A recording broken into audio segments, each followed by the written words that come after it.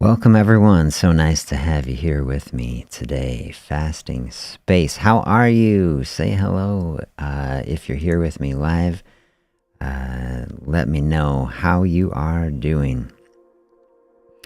And if you're here on the replay, say hi in the comments. Nice to connect in this space. One of the big visions I have in the future that will work toward bringing people together who are like-minded about fasting. So nice that we can gather here, center our thinking to start the day, help us move forward in health. Hey, good morning. So nice to have you here. I hope you are well today.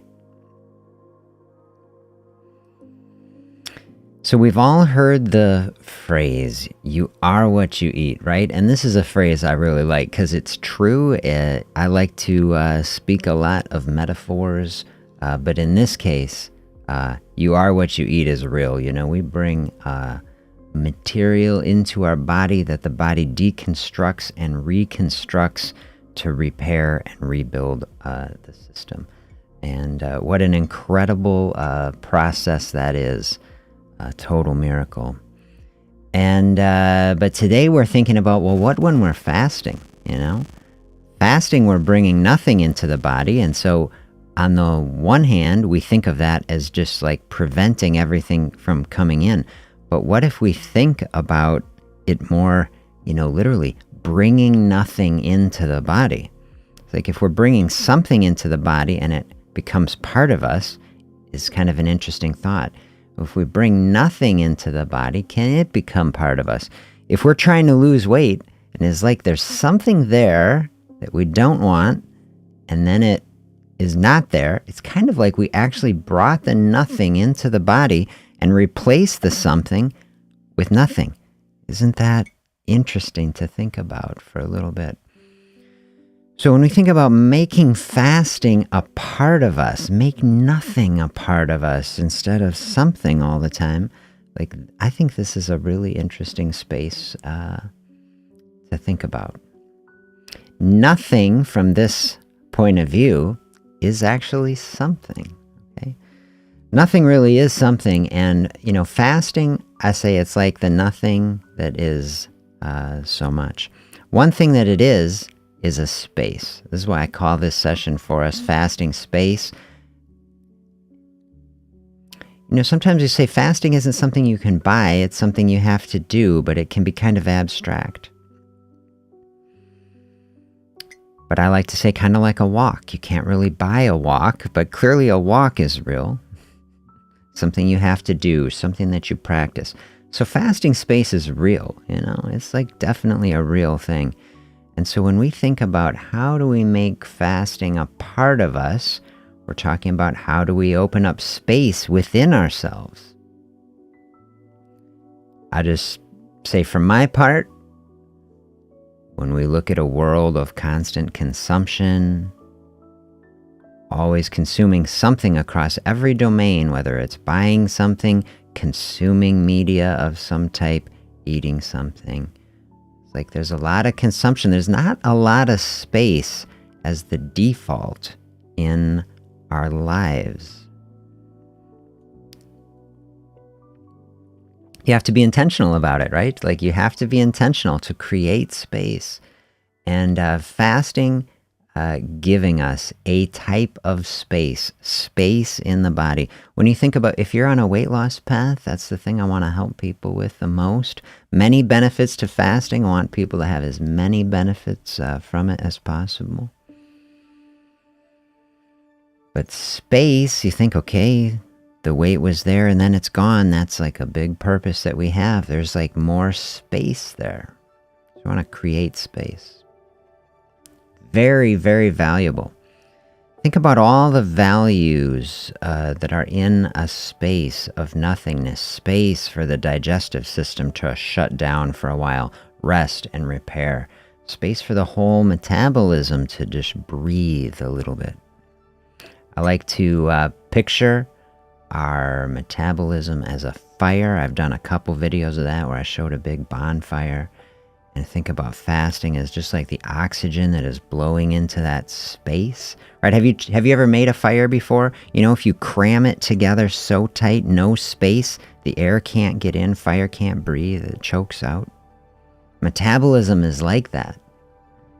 Gotta pull those logs apart a little bit, like the meals. Have some space, then the oxygen can flow in, light that stuff on fire.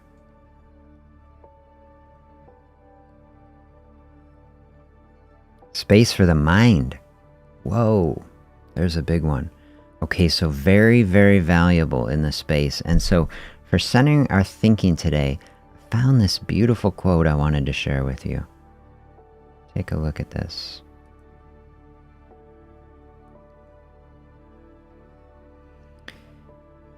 Shape clay into a vessel. It is the space within that makes it useful. Cut doors and windows for a room. It's the holes which make it useful.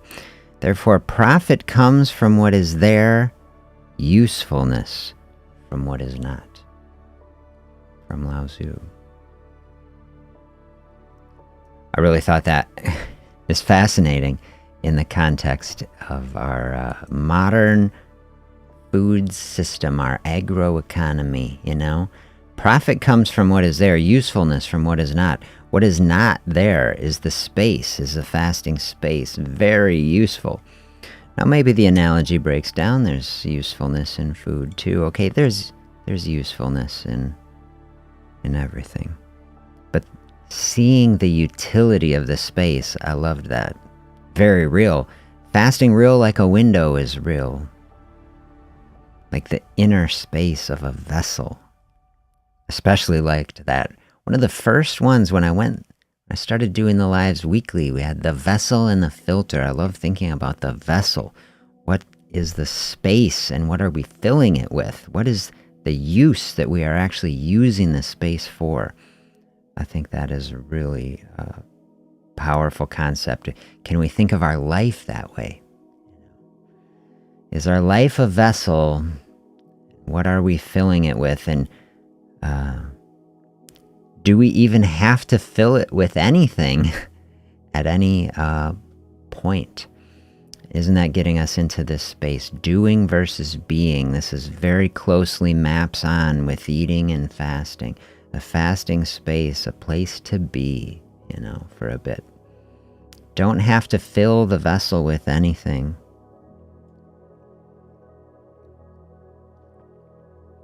You can find contentment right in that space.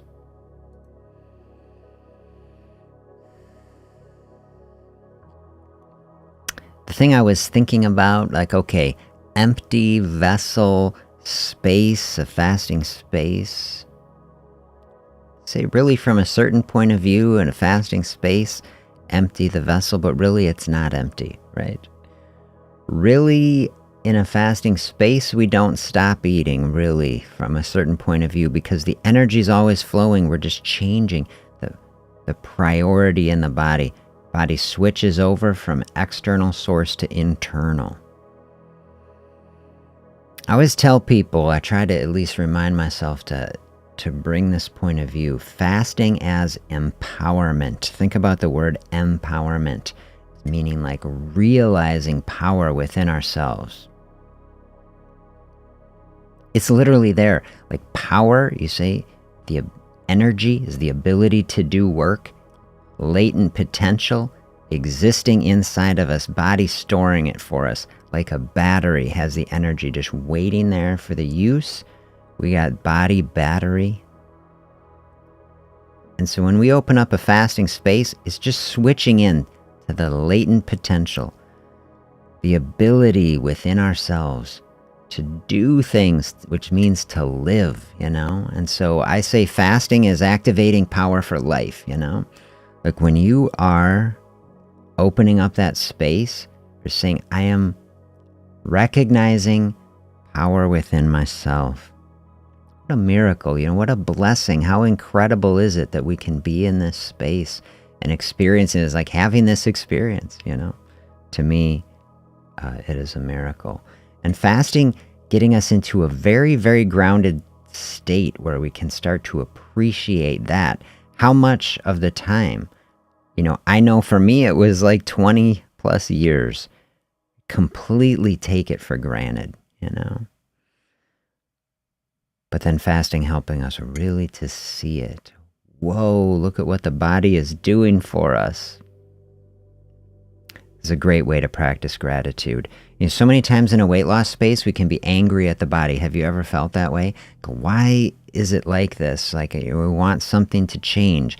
And right, that can be okay. Anger has like a good side when it's in balance. We describe a righteous anger, something that is passion for a noble cause, okay? But anger can also easily trip over this line into self-hatred, punishing ourselves. And so in a space, especially if we are struggling with a process, can be very frustrating. Anger can be a very destructive force in that space. How do you counteract something like that? In my experience, a beautiful practice to counteract a process like that is leaning into gratitude. So fasting space can bring us into so much gratitude for the body, the work that it does for us, the ways that it provides for us. And amazingly, that space is an incredible opportunity to provide care and compassion for the body, to give it a break so that the body can take a deep breath.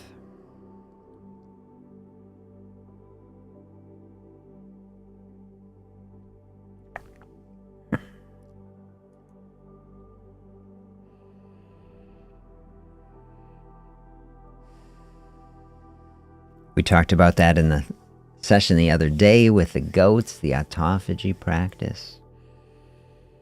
Such an incredible practice in the body. That whole concept, autophagy, that reality in the body just shows me, scientifically as much as anything, what the body needs, What does the body need?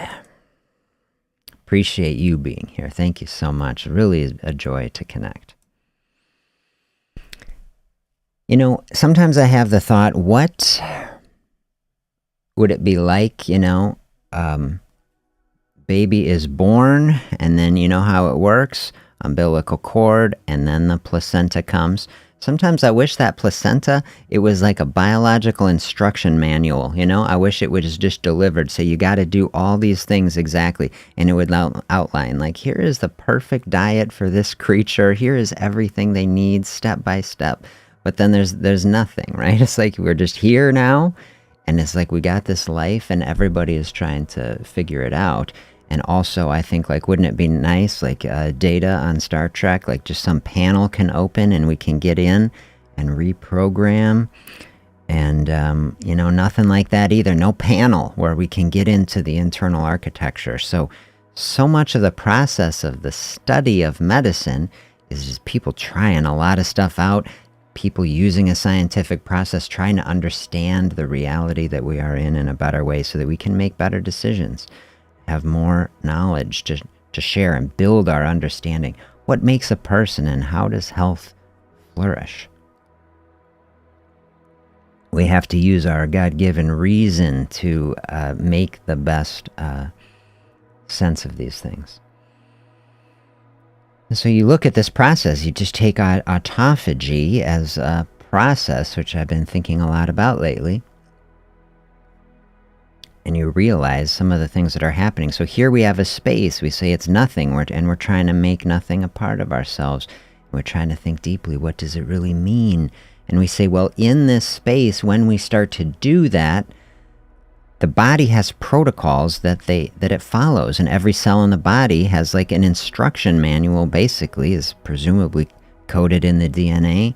It says, like, when we are in this space, then we behave in a certain way. This is the closest that we can get to the control panel to go in and change things. You have to change the environment, and when you change the environment, you change the programs that the body is running. So if you say, I don't feel like I've been running on exactly the right program, it's like, well, The only thing we can do if we want that program to change, we change the environment that the body's operating in, and then we have, it's the 4 basic ways to do it. We can change the programs that the mind is running by opening up some space for reflection and contemplation and allowing the thoughts to come out so they aren't trapped in the emotional body. Like, beautiful, and a journal can get those out. And the breathing is what can really send that parasympathetic signal. That's a signal to the body. Program's changing. Stress response is over. Fight or flight is getting shut off. Now we're in a new space called everything is okay. And that's a very beautiful space to be in. That's changing the program, changing the cellular environment. I read that beautiful passage from that book, Dear Artist. They're saying, making our cells serene. I love that. Do you want some serenity in the cellular space? Take a breath, and that's like walking in the door to something like that. And our beautiful movement practice, our eating of the healthiest things, and then the fasting space, all this coming together to change the cellular environment. You know, to me, I like just breaking it down to the single cell, because it's like we're getting so deep into the body and realize that this isn't just an abstract thing. We can use sciencey words and we can get lost in it and we can think about all these things, but if we bring it down into the very cell, which is kind of a fundamental building block of our bodies, trillions of them, we got to care for each of these things.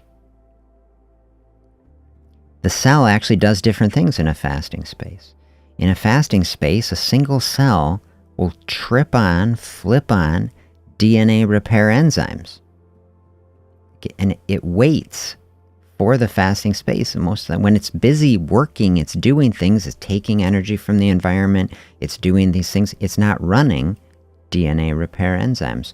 But all of a sudden you give it a break. It's like, maintenance mode. Start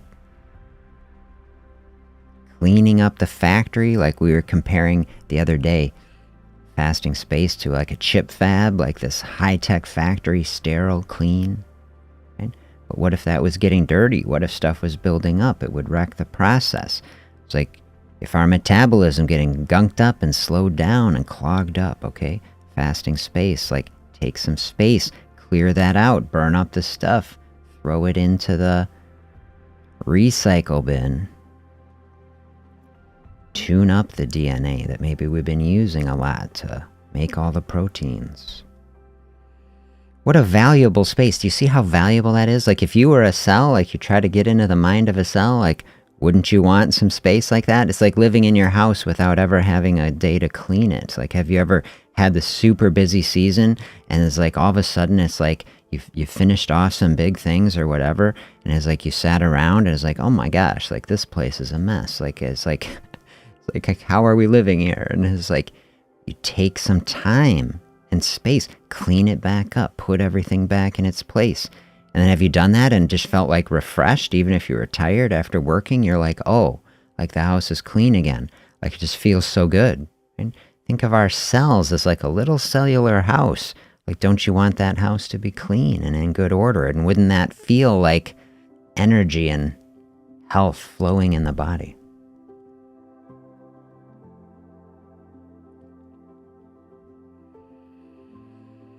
This is a type of space I want people to find in a fasting space. Nothing, do you see how far away we are from any thought that is like, I'm gonna, gut it out in some sort of struggle session.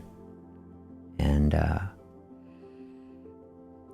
fasting space about finding lightness and openness, about doing some, spring cleaning in the body, clean the house, just everything feeling good, nothing forced, everything open and voluntary, and only turned up to the space where it's helping life to be better, which is like less to do, take the pressure off, bringing in some mental clarity into the situation. Have you found that sort of space that in a fasting space that the thinking is less distracted, more focused? We think about making fasting a part of us, okay? We can also think about this difficult flip. You can have a day, you're like, oh, we were really on a track. Life tends to be in a cycle. Okay, just recognizing that. But then we're trying to get into this. Like sometimes we flow in a way and it's not, and that this can all be okay. But what if we're really trying to dial in and stick with something that's really working for us so that we can really iron some things out? It's like, how do we make it a part of us? The thinking that we're doing in Atomic Habits. Have to get back to that one. Is that the way to leverage our limited ability, right? Don't we have a limited ability to do things in a day? Sometimes, I've gotten up and I've thought, today I'm going to get this done and this and this. And it's like I got halfway through the first one, by the end of the day. I'm like, oh man, there's so much that we could do. And so we want to be very careful, right? How do we apply our limited amount of energy so we leverage it in the biggest way?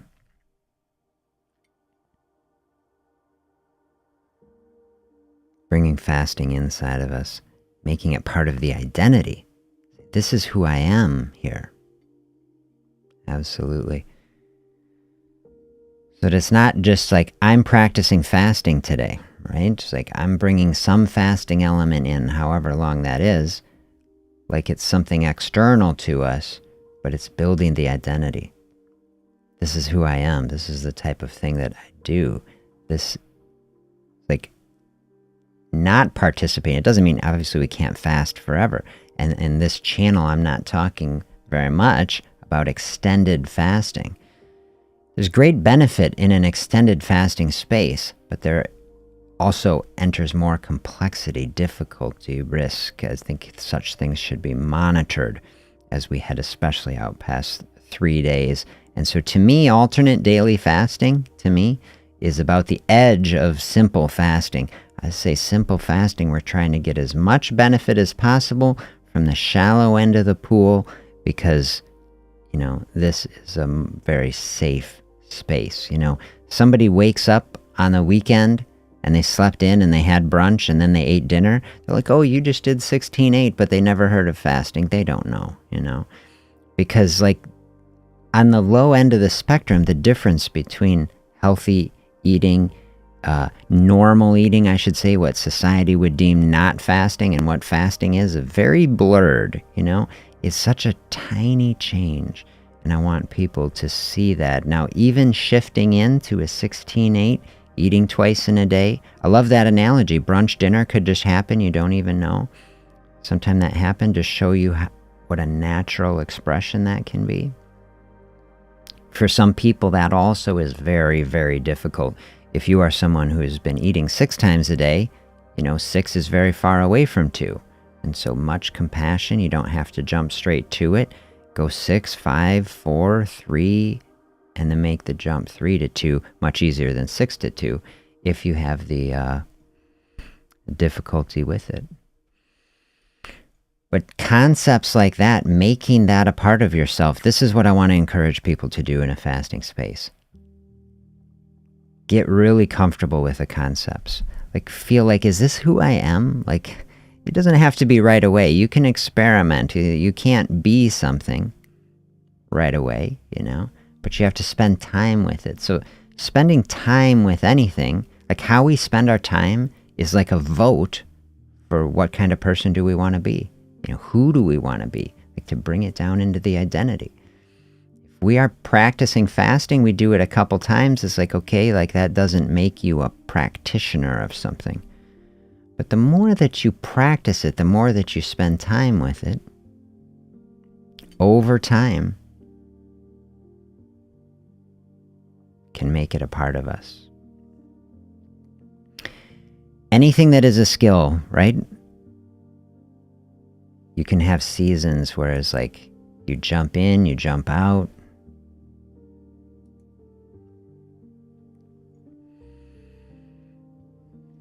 Had says, identity is our restful purpose behind why we do what we do, even with fasting. I love that. There's another book on my list that's popping in there, Find Your Why.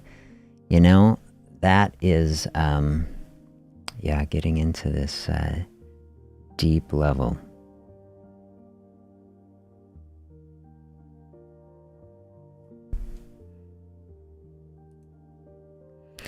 I think this is a huge reflection. Thank you for sharing. I love that. It says, perhaps many times we stumble in fasting because we try to be what others want rather than who we really are. I think that's true. I think we were getting into a space like that yesterday with some of that thinking of like showing up as we actually are for ourselves and not showing up for anyone else other than ourself, our purpose, our path. And we can feel so much pressure, like we have so much pressure in our lives. We feel expectations from other people and other perspectives. And this is why a space of reflection, fasting being a beautiful potential part of that, is so powerful, so that we can really get on our own page, you know? Really feel, why are we called to a certain thing or not? And like, I think yesterday or 2 days ago, we were saying, okay, a weight loss path, I really want to help someone on. But that reading from The Mountain Is You was suggesting that most of our problems come from our inability to be present with ourselves in the present moment, and that we see surrogate markers, other things that are just side effects of that. And so that's what I was trying to say. Peel back the layers of problems that we have, negative emotions and experiences we have, to see what is underneath. And even a weight problem itself, if you say, what is the layer underneath that? Which is saying, who are we really? And what really are the deep needs that we have? I think is a really good way to think about it and lean into it. That's the way, I think, to really get in the deep level, because the thing that I want for people the most is to find a sustainable process, take the cycles and the things and try to help find the middle path and straighten it out. And I think this is the deep work, the difficult process. And by difficult, I mean especially time consuming, you know. It takes an investment of our time in order to get into a space like that and do thinking like that. But in the long term, is it the most efficient way to do something in the long term? You know, I've seen many people over time, you know, lose the weight, gain it back, lose the weight, gain it back. This is a cycle, okay? So many times, cycles like that are driven by things that have a lot of hype with them and promise a lot of results very quickly. And many times they do fulfill that. You can fulfill something like that, but is it sustainable? And so from my perspective, maybe something less flashy, maybe more initial investment, but something that can smooth that process out over the long term, actually take you to a much better place faster, but sustainable over time. So that's where I am trying to lead us. Really nice to have you here with me today. Say hi if you're coming through on the replay, share thoughts and reflections, and I will look forward to being back with you tomorrow. Have a great day, everybody. We'll see you.